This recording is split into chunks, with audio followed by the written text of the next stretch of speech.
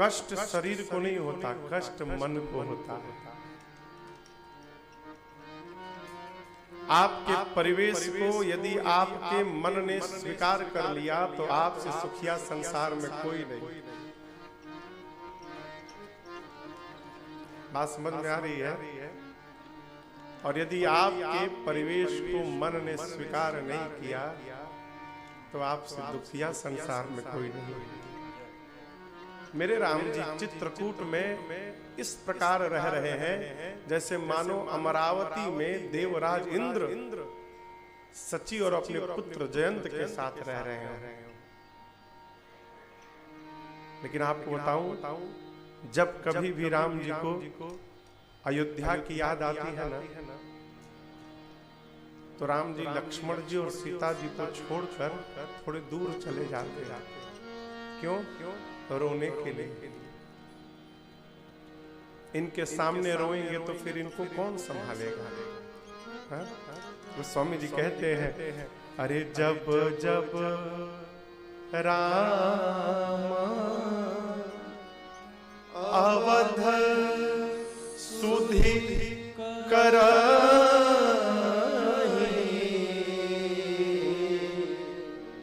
तब तब बारी बिलोचन भर।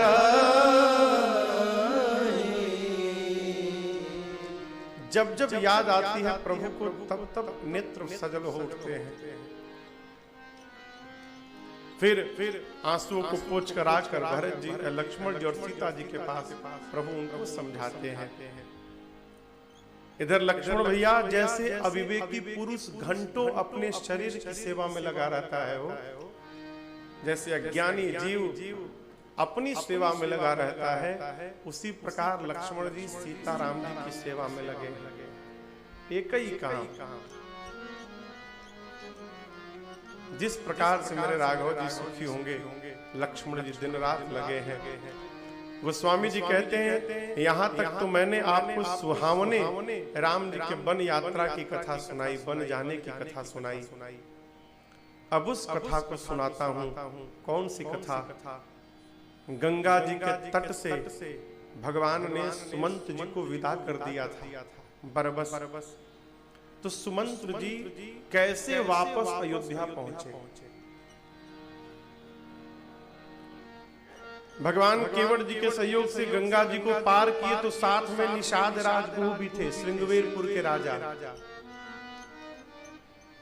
राम जी से कहे, प्रभु आपके साथ चलता हूं, जहां तक आप कहेंगे चलूंगा, आपके लिए सुंदर व्यवस्था करके मैं वापस चला आऊंगा। तीर्थराज प्रयाग गए, वहां से भरद्वाज जी की अनुमति लेकर प्रभु निषाद जी के साथ यमुना जी के तट पर पहुंचे। जब आप प्रयाग से चित्रकूट की ओर बढ़ेंगे ना, तो यमुना मैया मिलेंगी बीच में। यमुना जी के तट से भगवान ने निषाद जी को बरबस विदा किया। मित्र बहुत साथ चल लिए, अब आप वापस जाइए, राज्य आपका सूना पड़ा होगा। सुमंत जी वापस आए, गंगा को पार किए, और माई बाप क्या देखते हैं, जिन सुमंत जी को राम जी ने 3 दिन पहले विदा कर दिया था, वो सुमंत जी अभी गए नहीं थे। रथ के घोड़ों को रथ से निकालकर एक वृक्ष में बांध दिए हैं।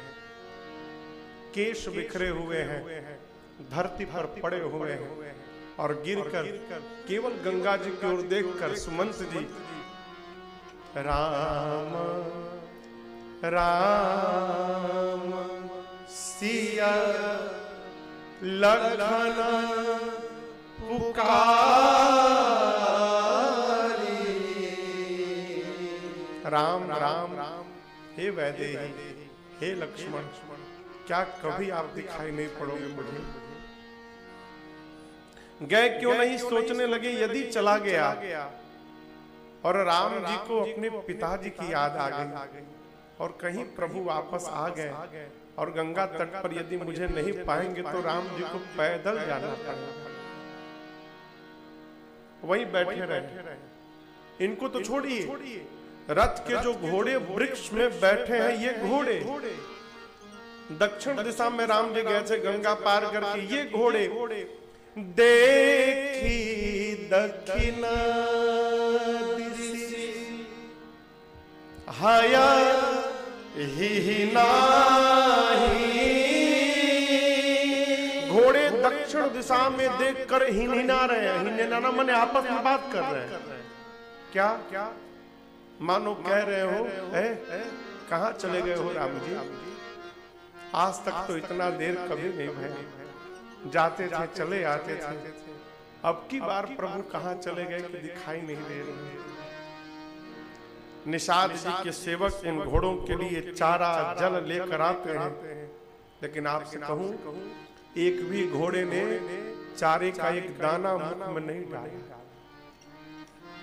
न कोई जल पीता है न कोई चारा खाते हैं, घोड़े केवल रो रहे हैं और ऐसे व्याकुल हैं मानो किसी पक्षी के दोनों पंख काट दिए जाएं और फिर कहा जाए उड़ के दिखाओ। जैसे पंख कटने के बाद पक्षी व्याकुल हो जाए हो, घोड़े व्याकुल हैं। क्यों? मेरे रघुनाथ जी नहीं दिखाई दे रहे हैं। जीवन में जब हमारे साथ कोई बड़ा रहता है ना, तो हमको आगे बढ़ने में भय नहीं लगता। जब किसी बड़े की छांव रहती है ना, अरे चलो आगे दौड़ते हैं, गिरेंगे तो उठाने के लिए कोई है ना हमारे पीछे। और जब पीछे कोई न दिखाई पड़े तो यात्रा वहीं पर जीवन की समाप्त हो जाती है। निषाद राज गुह पहुंचे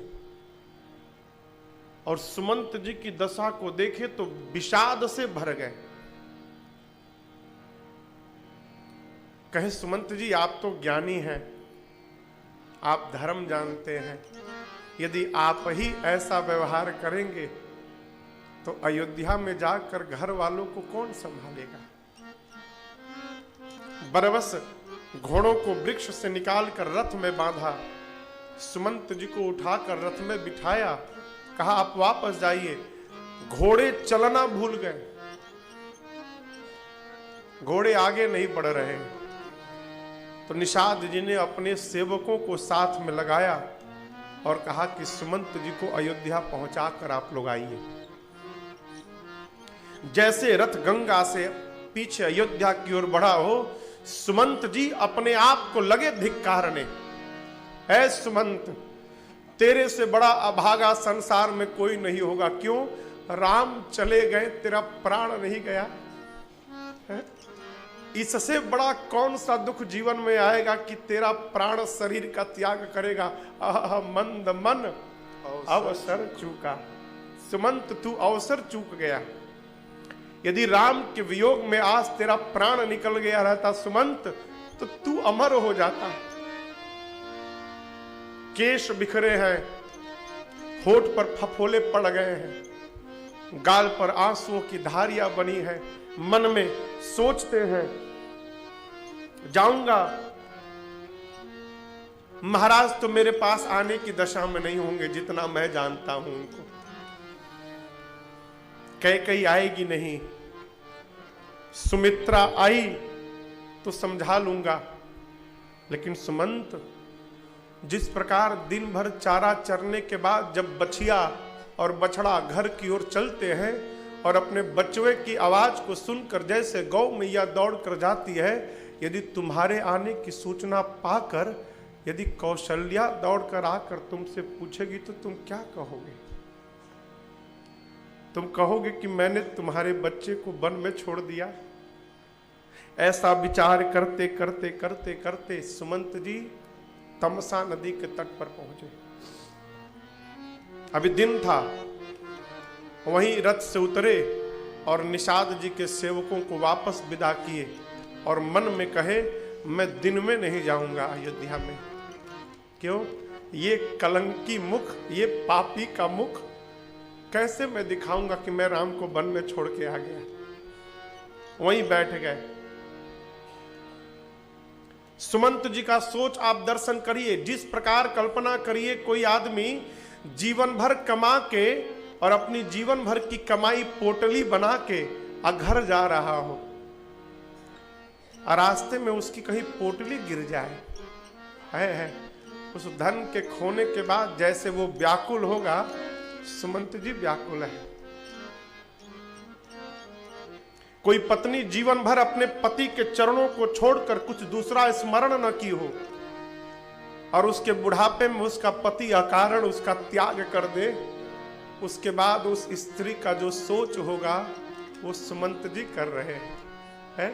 कोई ब्राह्मण जीवन भर धर्म का पालन करे और मरते समय इस उम्मीद में पड़ा हो बिस्तर पे कि कोई आकर उसके मुख में गंगा जल डालेगा और उसी समय आकर कोई उसके मुख में मदिरा डाल दे हो, उसके बाद उसको जो सोच होगा सुमंत जी कर रहे हैं। ऐसा लगता है मानो माता पिता गुरु की हत्या कर दिए हो। रात्रि आने पर सुमंत जी अयोध्या में प्रवेश किए। मां कौशल्या के भवन के बाहर रथ को खड़ा किया। पूरी अयोध्या की प्रजा दौड़ पड़ी। सुमंत जी आए हैं, क्यों? हो सकता है राम जी आ गए। सुमंत जी तो महल में चले गए। अयोध्या की प्रजा दौड़कर आई और अभी किसी ने पूछा कुछ नहीं, केवल रथ में लगे घोड़ों को देखा।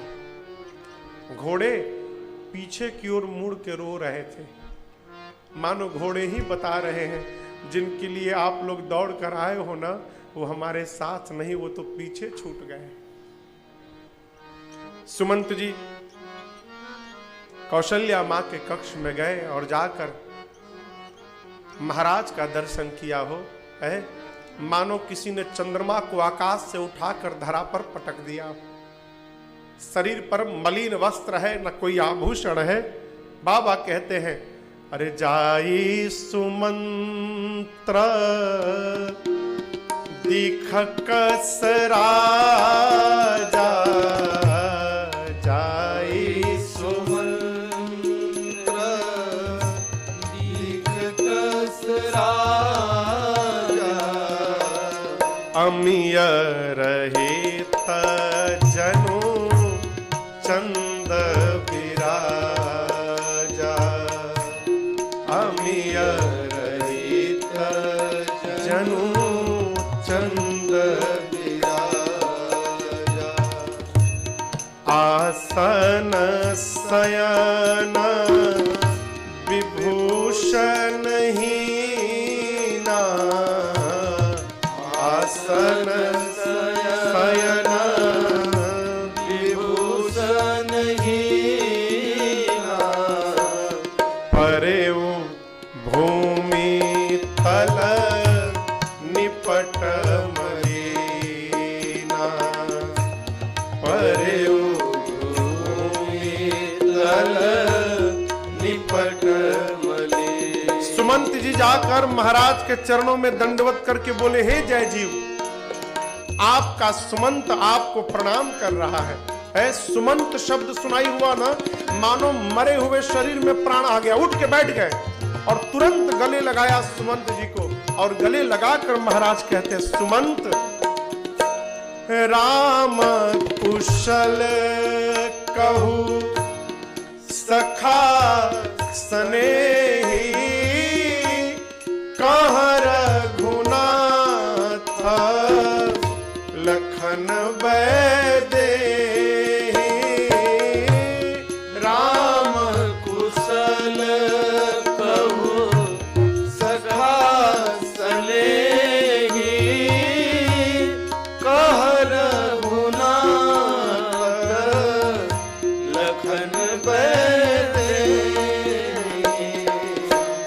आने फेरी की बनही सिधाए, आने फेरी की बनही सिधाए, सुनत सचिव लोचन जल छाए, सुनत सचिव लोचन जल छाए,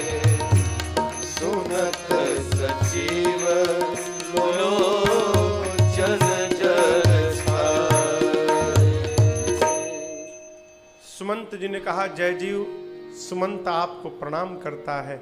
महाराज गले लगाए, कहे सुमंत कुछ मत बताओ, पहले मेरा राम कुशल है न सुमंत? राम कुशल कहू सखा सनेही। कहाँ है राम? लेकर आए हो ना कि वन में छोड़ के चले आए? महाराज ने इतना कहा तो सुमंत जी के नेत्र सजल हो गए। सुमंत जी की आंखों में आंसू देखकर चक्रवर्ती जी बोले, सुमंत मौन मत धारण करो, शीघ्र बताओ, राम को लाए हो ना? तुम बोलोगे नहीं तो मेरा प्राण निकल जाएगा सुमंत। सुमंत जी कहे, महाराज आप धर्मधुरीन है, ज्ञानी है, राम को आपके अलावा अच्छे से कौन जानता है प्रभु? मैं तो आया, राम नहीं आए प्रभु। पहले दिन हम लोग प्रभु तमसा नदी के तट पर रुके, दूसरे दिन रात में श्रृंगवेरपुर में विश्राम भया, तीसरे दिन सवेरे मैं कहता रह गया नाथ कि वापस चलिए प्रभु, वापस चलिए। बरबस राम जी ने मुझे विदा कर दिया। राम जी तो भेज दिए, लेकिन मैं बैठा रहा छिपकर, और देखते देखते राम जी मेरे आंखों से ओझल हो गए प्रभु। सुमंत जी कहते हैं, निषाद जी जब 3 दिन बाद लौटे तब मुझे लगा अब राम नहीं आएंगे, तो मैं वापस आया हूं। महाराज सुने कि राम नहीं आया, इतना सुनते ही प्राण यहां आके फंस गए उनके कंठ में, इंद्रियां शिथिल हो गई, शरीर ठंडा होने लगा। कौशल्या मैया ने महाराज के स्वरूप को देखा, तुरंत अपनी आंसुओं को पोंछा और कहा, महाराज आप धीरज रखिए प्रभु। ऐसा लग रहा है मानो ये अयोध्या ही आज जहाज बन गई है, और उसी अयोध्या रूपी जहाज में आज ये पूरा परिवार बैठा हुआ है प्रभु, और ये जहाज राम के वियोग रूपी समुद्र में डोल रहा है, और आप ही इस जहाज के खेवनहार हैं। नाथ, नाव को चलाने वाला न रहे ना तो नाव को डूबने से कोई बचाने वाला नहीं मिलेगा। राम तो चला गया, आप भी यदि छोड़ के चले जाओगे तो हम अनाथों का क्या होगा संसार में? प्रभु आप धीरज रखिए। अभी मैं कहती हूं 14 वर्ष बाद राम स्वयं आकर आपके चरणों को दंडवत करेगा। महाराज कहते हैं, कौशल्या आज धीरज नहीं, आज मुझे उस अंधे माता पिता के श्राप की सुधि आ रही है। उस अंधे माता पिता ने श्राप देते हुए कहा था मुझे, दशरथ जिस प्रकार पुत्र के वियोग में हम मर रहे हैं, एक दिन अपने पुत्र के वियोग में तुम भी मरोगे। लेकिन हमारे पुत्र की तो मृत्यु हो गई है, तुम्हारे बेटों की मृत्यु नहीं होगी, लेकिन तुम इतने बड़े अभागे होगे कि जब तुम मरोगे ना तो 4 में से एक भी पुत्र तुम्हारी आंखों के सामने नहीं होगा। ये तुम्हारा दुर्भाग्य है। राम तुमको देखे बिना मैंने बहुत जी लिया। हे लक्ष्मण आपको देखे बिना मैंने बहुत जी लिया। हे वैदेही क्षमा करना, मैं आपका अपराधी हूं, आपको देखे बिना बहुत जी लिया। राम जी को गए 6 दिन हुए थे कुल, इसलिए एक एक दिन के लिए एक एक बार राम राम कही, राम कही, राम राम कही, राम तन परिहरि रघुबर बिरह, राम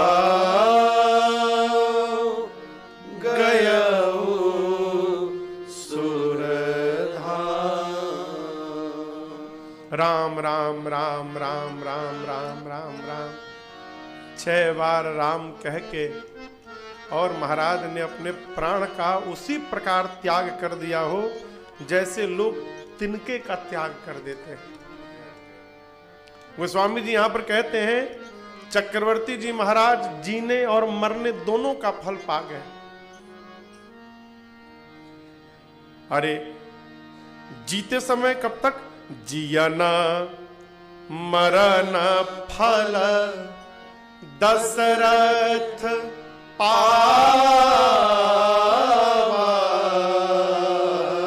केवल ये पृथ्वी नहीं, अंड अनेक अमल जस छावा।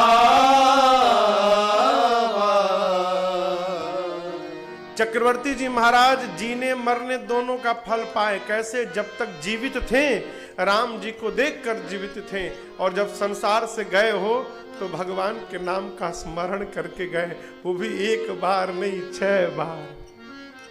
6 बार। यही मानव शरीर का फल है माई बाप, यही फल है। जब तक जीवित हैं स्वभाव बनाइए, न दिन भर तो कम से कम सुबह जगने के बाद और रात को सोने के पहले इन आंखों से भगवान का दर्शन कर लिया जाए। न जाने कब आंखें जवाब देख बैठी, कब दिखाई देना बंद हो जाए, कोई भरोसा है? ये फल है। चक्रवर्ती जी महाराज केवल पृथ्वी में नहीं, अंड अनेक करोड़ों ब्रह्मांड में आज ये अमर हो गए, और वही अमर होगा माई बाप जो भगवान की शरण में रहेगा, जिसकी जिह्वा सदैव राम नाम का स्मरण करे, कीर्तन करे, वही अमर है। तुलसीदास जी मरे नहीं, अमर है। सूरदास जी मरे नहीं, अमर है। रहीमदास जी, आपको बताऊं, रहीमदास जी की रसखान जी, सब लोग, हम लोग एक माला पहनते हैं तुलसी जी की, ठीक ना? छोटी छोटी माला 108 पहने थे रहीमदास जी, 108। तो किसी बादशाह ने उनसे प्रश्न किया कि तुम मुस्लिम होकर ये माला पहनते हो, अच्छा ये बताओ, पहनते हो ठीक है, हिंदू तो केवल एक पहनते हैं, तुम इतनी सारी मालाएं क्यों पहनते हो? रहीमदास जी बोले, सुल्तान हिंदू तो पवित्र है क्योंकि सनातन धर्म में जन्म लिया है। आप बताओ, यदि 10 किलो सामान हो तो छोटी नाव से पार हो जाए, यदि 1 टन सामान हो तो उसके लिए बड़ी नाव चाहिए। हिंदू तो पवित्र है, पहले से सनातन धर्म में जन्म मिला है, वो एक माला भी पहनेंगे तो पार हो जाएंगे। मैं बहुत बड़ा पापी हूँ, इसलिए मुझे बड़ी नाव की आवश्यकता है, इतनी माला इसलिए पहना हूँ। जो शरण में आया अमर भया। हमारे पूज्य महाराज श्री कहते हैं, अरे राम कहने से तू तर जाएगा, राम कहने से तर जाएगा, राम कहने से तर जाएगा, राम कहने से तर जाएगा, राम कहने से तर जाएगा, राम कहने से तर जाएगा, पार भव से उतर जाएगा, पार भव से उतर जाएगा, राम कहने से तर जाएगा, राम कहने से तर जाएगा।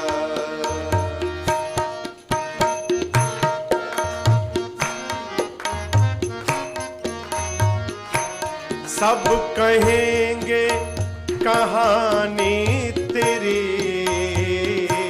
सब कहेंगे कहानी तेरी, जग कहेगा कहानी तेरी,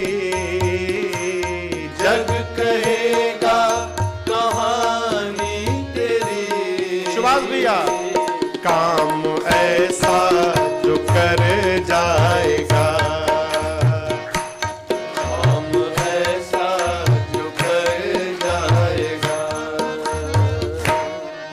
राम कहने से तर जाएगा, राम कहने से तर जाएगा।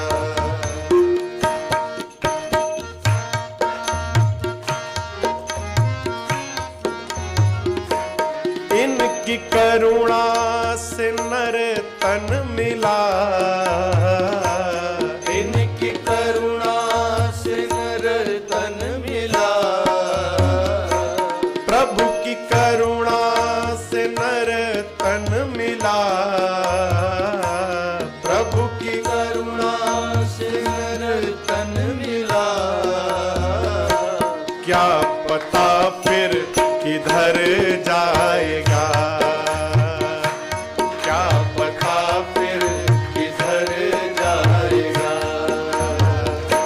राम कहने से तर जाएगा, राम कहने से तर जाएगा।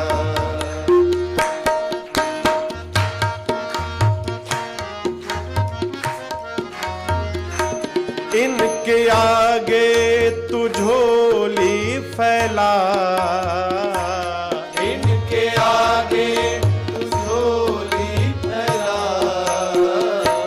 प्रभु के आगे तू झोली फैला, प्रभु के आगे तू झोली फैला। दाता झोली को भर जाएगा,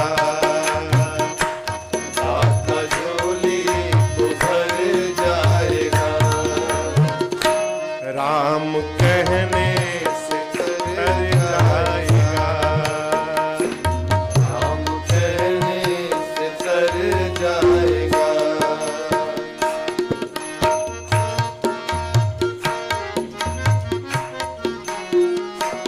होगी घर घर में चर्चा तेरी, होगी घर घर में चर्चा तेरी, होगी चेन्नई में चर्चा तेरी, होगी चेन्नई में चर्चा तेरी।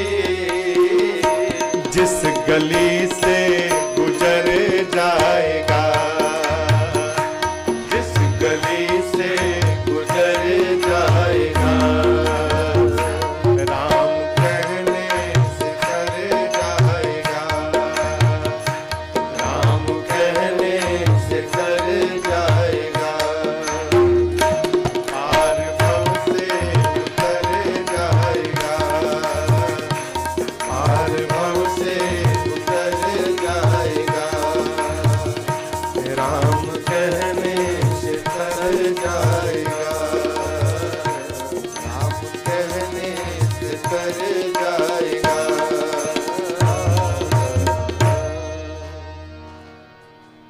पार भव से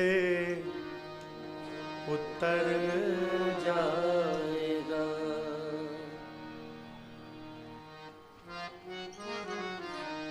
राम नाम एक तत्व है, जीवन का आधार, और इस नैया पर बैठ कर तुम हो सकते हो पार। तो जीवन के भवजाल से तब होगा उद्धार, कब? जब तुम दीन दयाल का देखोगे दरबार। ये राम तार देते हैं। राम कहने से तर जाएगा। चक्रवर्ती जी राम राम राम राम राम राम कह के महाराज ने प्राण का त्याग कर दिया। माताएं विलाप करने लगी। गुरुदेव भगवान आए, ज्ञान उपदेश दिए और महाराज के पार्थिव शरीर को गुरुदेव ने नाव में तेल भरकर सुरक्षित कराया। दूतों को बुलाकर कहा, क्यों? अग्नि, मुखाग्नि देने के लिए कोई पुत्र नहीं है, राम लक्ष्मण जी तो आएंगे नहीं, भरत जी और शत्रुघ्न जी ननिहाल में बैठे हैं। गुरु जी ने तुरंत दूतों को बुलाया और कहा, जाकर भरत जी से केवल इतना कहना कि गुरु जी ने याद किया है, बस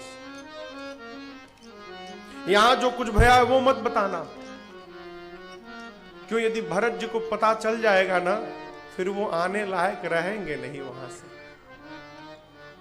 दूत पहुंचे। इधर प्रातः काल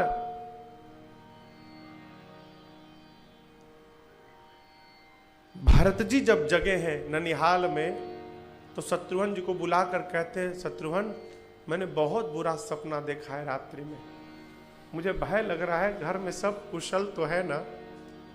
इसी बीच दूत आगे कहे कि भरत जी शीघ्र चलिए, आप अविलंब, गुरुदेव ने आपको याद किया है।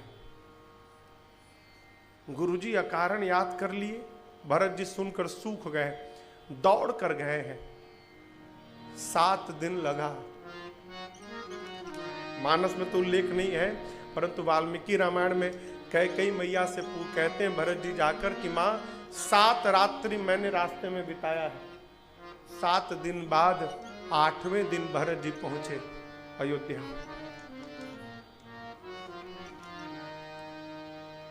द्वार पर मां कैकेयी ने देखा लाला को, खूब आरती उतारी। मां कैकेयी प्रसन्न हो गई, मेरा बेटा आ गया। आरती उतारा मां ने, लेकर गई भीतर कक्ष में बिठाया और कहा, भरत, मामा के घर सब ठीक है ना बेटा? भरत जी कहे, मां वहां तो सब ठीक है मां, मेरे घर में सब ठीक है ना मां? क्यों पूछ रहा हूं मां? आज जब मैं अयोध्या में प्रवेश किया ना, तो जो अयोध्या की प्रजा मुझे प्राण के समान प्रेम करती थी मां, आज कोई मुझे देखना तक नहीं चाह रहा। कईयों को मैंने बुलाया मां, सबने मेरे से मुख मोड़ लिया मां। मेरे घर में सब कुशल है ना मां? कैकेयी ने कहा, लाला कुशल तो बेटा मैंने सब कर लिया था। बेचारी मंथरा ने बड़ी सहायता की मेरी, मैंने सब ठीक कर लिया था। लेकिन भरत, बीच में ब्रह्मा जी ने एक बात बिगाड़ दी। भरत जी बोले, क्या हो गया मां? कैकेयी बोली, लाला सब ठीक हो गया था, अचानक तुम्हारे पिताजी नहीं रहे। है भरत जी सुने ना, तात तात कह के खड़े खड़े गिर पड़े। तात तात हाँ तात पुकारी परे भूमि तल व्याकुल हे तात कह के भरत जी गिर पड़े। और गिर के कहते क्या है, अभी राम भैया के हाथ में इस भरत का हाथ सौंपे बिना पिताजी चले गए, मुझे अनाथ करके चले गए। खड़े भय, कारण बताओ मां? पिताजी को कोई व्याधि नहीं थी, कारण बताओ। अब देखिए, मां कैकेयी जानती हैं ये आखिरी बार मेरा बेटा भरत मुझे मां कह रहा है। अब जैसे मैं इसे कारण बताऊंगी, भरत मुझे अब आज के बाद कभी मां नहीं बोलेगा। और आपको निवेदन करूं, एक स्त्री के लिए इससे बड़ा कोई दुख नहीं होगा माई बाप कि उसकी संतान ही उसको मां कहने से मना कर दे, है? परंतु मां कैकेयी जानती है कि जब तक कैकेयी तू समाप्त नहीं होगी, तेरे राम का कार्य कहां पूर्ण होगा। मां ने अपने हृदय को वज्रवत बनाया और भरत जी से मां ने सब बता दिया। तुम्हारे पिताजी राम को युवराज बनाने की तैयारी किए थे भरत। मंथरा ने सहयोग किया और मैंने पिताजी से तुम्हारे 2 वचन मांग लिए। भरत जी बोले क्या मांग लिया? मां कहीं पहले वचन में राम के स्थान पर तुम्हारे लिए राज तिलक मांग लिया और दूसरे वरदान में तुम्हारे भैया के लिए वनवास मांग लिया। राम वन चले गए, राम के वियोग में तुम्हारे पिताजी चले गए।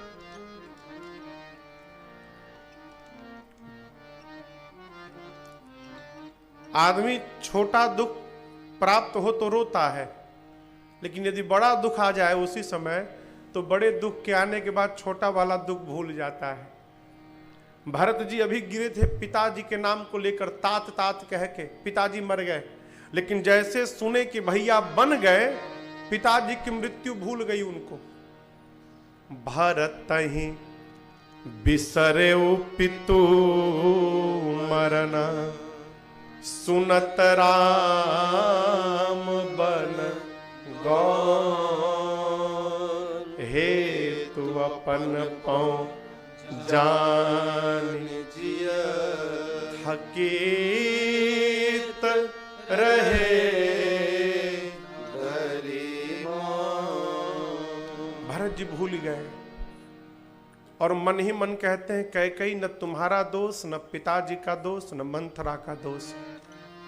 आज एक बात समझ में मुझे आई कि मेरा जन्म क्यों भया है। भरत जी कहते हैं कैकेयी आज इस बात का मुझे पता चला कि इस पापी भरत ने जन्म क्यों लिया है। मेरे जन्म का कारण ही हुआ है कि मेरे भैया को वनवास मिल जाए। इस पापी का जन्म ही भैया को वन भेजने के लिए भया। मोर जन्म रघुबर बन लागी। अभी भरत जी यहां पर मां से कुछ कह रहे थे, तब तक मंथरा चली आई सज धज कर। शत्रुघ्न भैया भरत जी को रोता देखे है, फूट पड़ा गुस्सा, पकड़े मंथरा के बाल को घसीटा, मारा कुबर पर एक हाथ। भरत जी ने छुड़ाया, कहा उसको क्यों मारते हो? मारना है तो इस पापी को मारो। क्यों? न ये पापी जन्म लेता, न इस पापी को राजा बनाने का सपना कैकेयी देखती। मैंने जन्म ही क्यों लिया?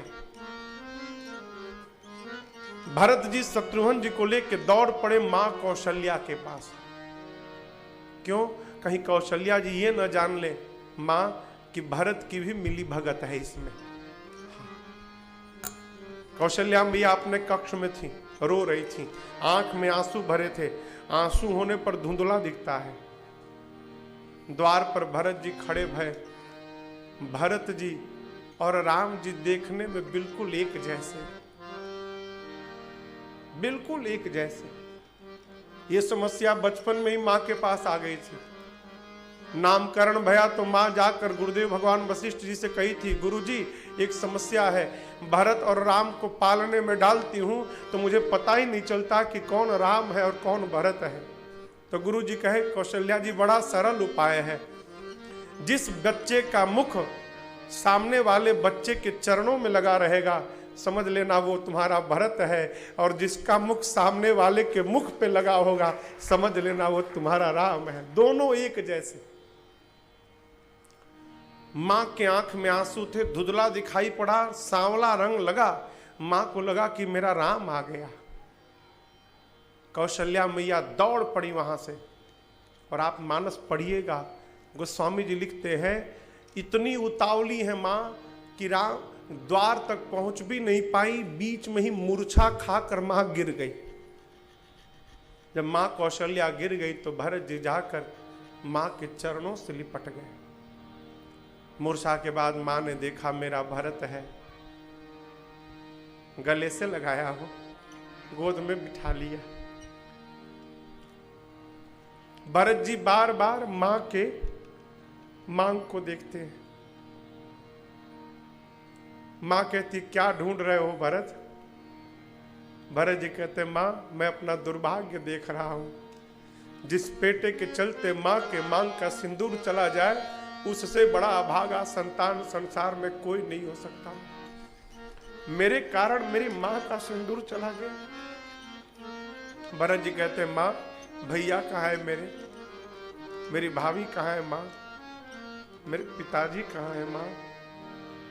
माँ, जब जब याद पड़े रघुराई,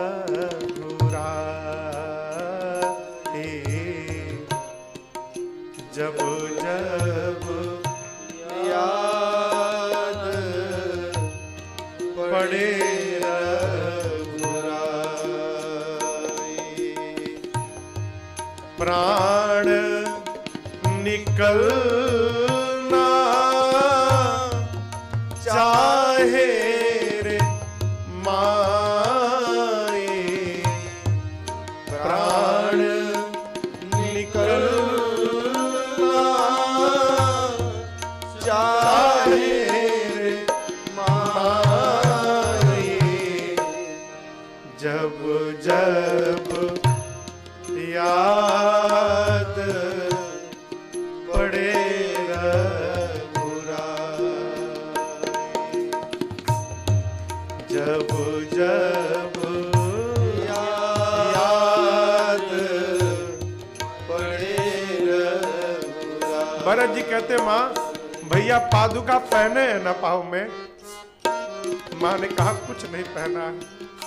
भरत जी कहते माँ कैसे होंगे भैया मेरे तपती धरा जलती धूप में हो, कैसे होंगे भैया मेरे तपती धरा जलती धूप में हो, कंकरीली राहें नंगे पाँव भाभी होंगी किस रूप में हो, कंकरीली नंगे पाँव भाभी होंगी किस रूप में, कोई न समझे, कोई न समझे ये पीर पराई, जब जब याद पड़े रघुराई, जब जब याद पड़े रघुराई। माँ डर लगता है भैया मुझे अब कभी ना अपनाएंगे हो, डर लगता है भैया मुझे अब कभी ना अपनाएंगे हो,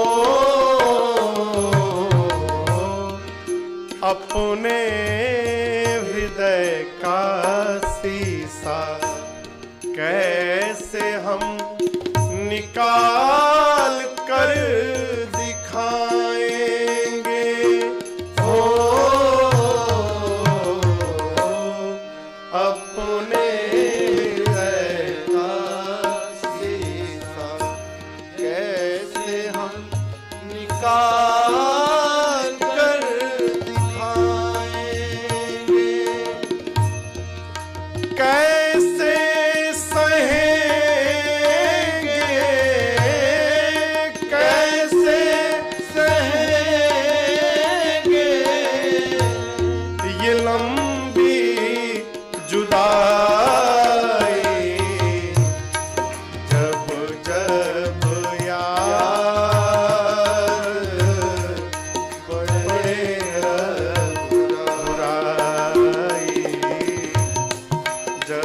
जब याद पड़े रघुराई, प्राण निकलना चाहे माए, प्राण निकलना चाहे रे माए, जब जब याद पड़े रघुराई,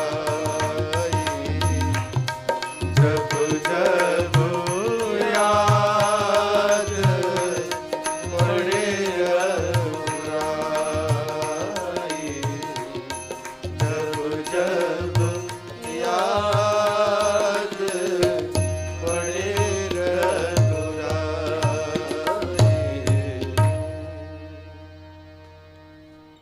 भरत जी कहते हैं, माँ सत्य कहता हूं माँ, मुझे कुछ नहीं मालूम था माँ। माँ यदि इस पूरी घटना में माँ मेरी तनिक भी सहमति हो ना, तो जो पाप माँ गुरु की हत्या से लगता है मैं पाने को स्वीकार तैयार हूं माँ। जो पाप माता पिता की हत्या से लगता है वो मुझे लग जाए माँ। जो पाप अंक में पल रहे बच्चे की हत्या करने से लगता है माँ, ये भरत वो पाप धारण करने को तैयार है यदि मेरी तनिक भी सहमति हो। आपको बताऊं, भरत जी कहते कहते 28 पाप गिना गए। ये सारे पाप हमको लग जाए माँ। कौशल्या मैया कहीं, भरत अब आप बताओगे मुझे अपने बारे में।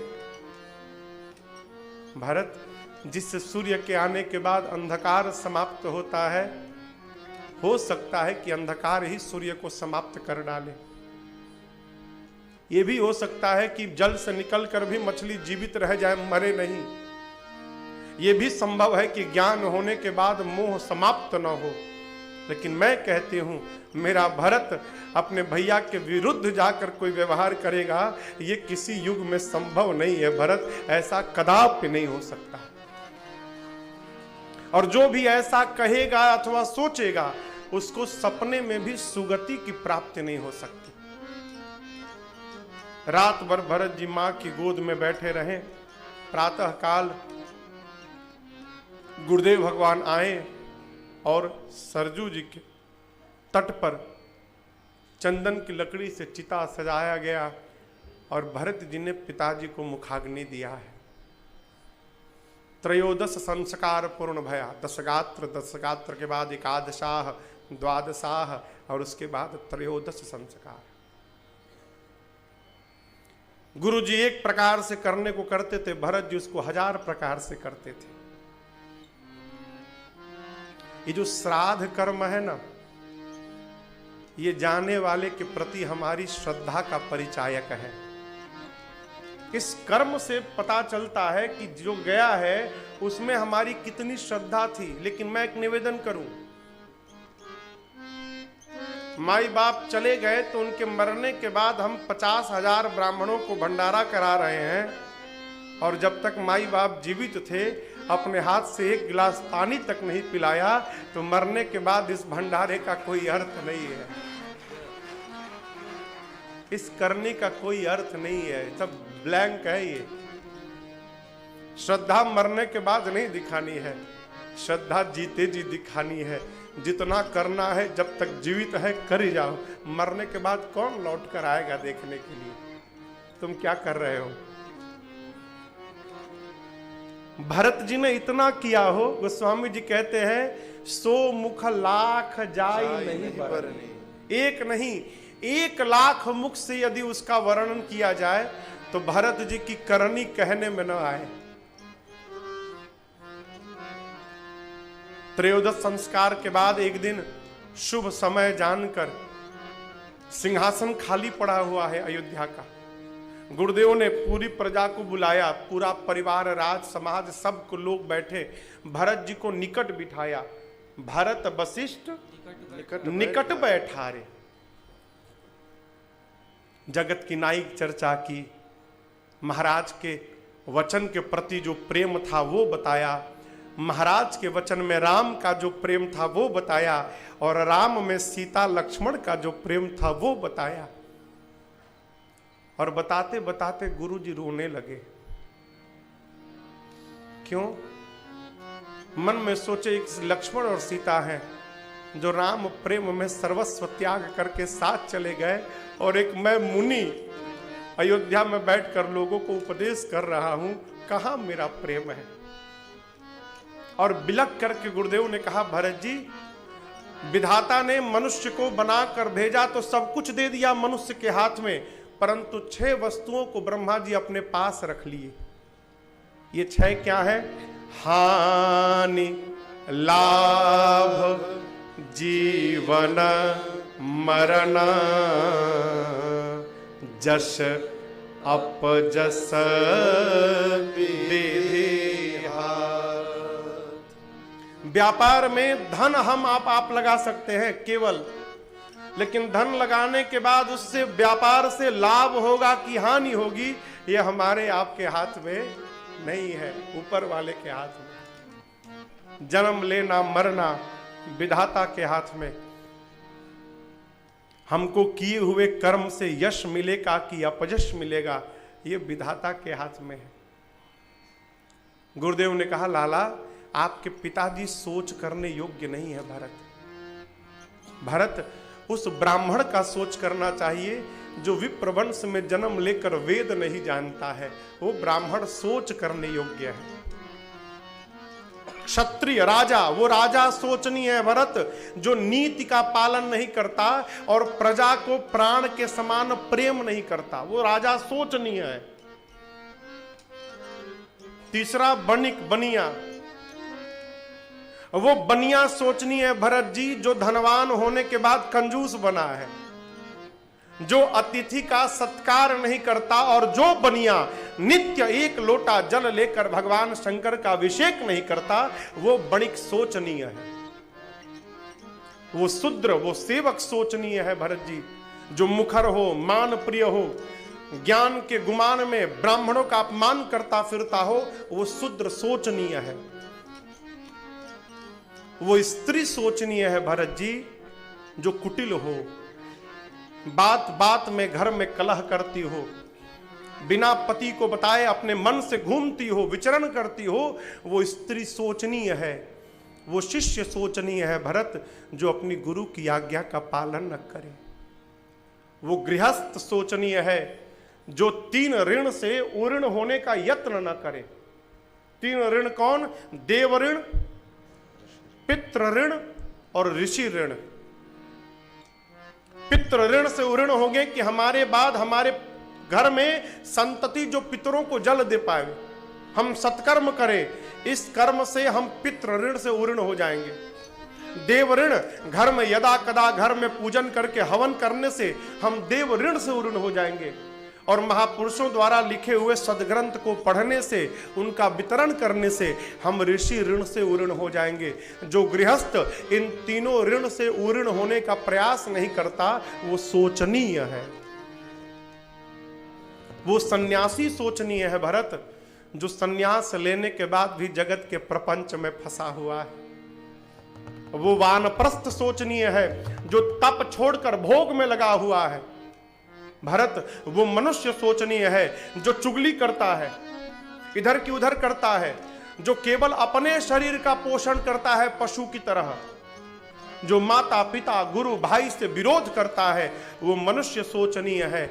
और भरत जी, अंत में एक बात कहूं, वो मनुष्य तो सब प्रकार से सोचनीय है भरत जी, जो मनुष्य जन्म लेकर भगवान का भक्त नहीं हो पाया, वो सब प्रकार से सोचनीय है। भरत जी, आपके पिताजी सोचनीय नहीं है। भायऊ न अहई न अब होनिहारा, भूप भरत जस पिता तुम्हारा। भरत जी, आपके पिता जैसा पिता न था, न है न भविष्य में आगे कभी होने वाला है। आप कहिए ना, जिन महाराज की प्रशंसा इंद्र करते हो, ब्रह्मा करते हो, शंकर करते हो,